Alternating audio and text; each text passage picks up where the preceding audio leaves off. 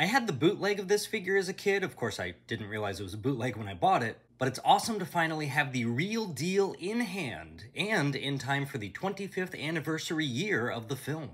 Today, we'll be making a Grand Gold Fashioned, a drink designed to represent Rebirth of Mothra III's big bad, Grand King Ghidorah. For this cocktail, you'll need your favorite bourbon, a Grand Orange Cognac, simple syrup, Angostura bitters, gold luster dust, and some ice children. Hear me out. In the film, this Ghidorah captures children and holds them in a dome, intending to feed on their life force. To represent this, I'm going to start by adding a bunch of little ice children to my glass. If you don't want to feel like an absolute monster, you can just use regular ice. Add in 1 part bourbon, 1 part of that orange cognac, a little bit of gold luster dust, a 1/4 part simple syrup, and a few dashes of bitters. Stir it all together and enjoy. Cheers! The main Rebirth of Mothra toy line from Bandai was full of boxed figures, and the third film went out with a bang with this, the Super Dragon King Ghidorah, also known as Grand King Ghidorah.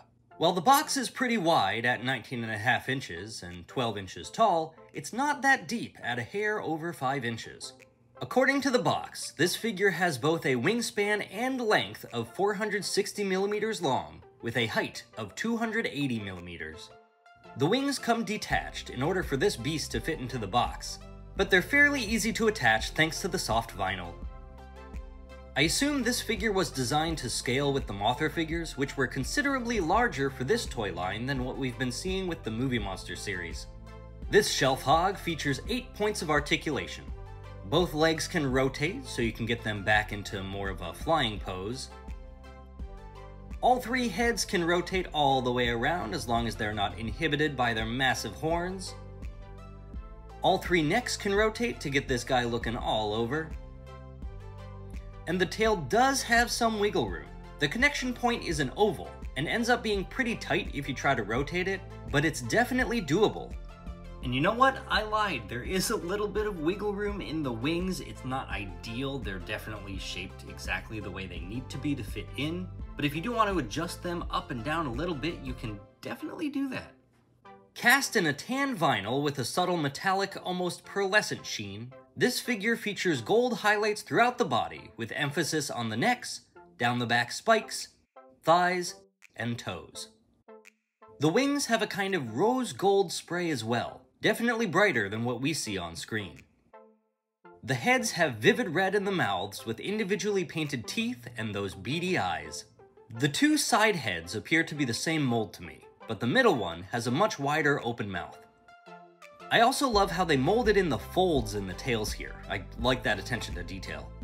Now, the original retail price from 1998 escapes me, but as of the recording of this video, this figure appears to be all over the aftermarket sites, available between $100 and $200 depending on condition and whether or not it has the box. I'd love to see this scaled down for the Movie Monster series line. I mean, I'd love to see this design in anything.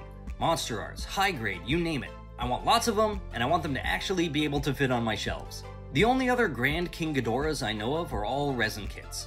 But the tease of Dagara for the premium Bandai line, and the fact that Death Ghidorah is one of the 3 new contenders for the MMS line, show that Bandai is willing to revisit the Mothra trilogy.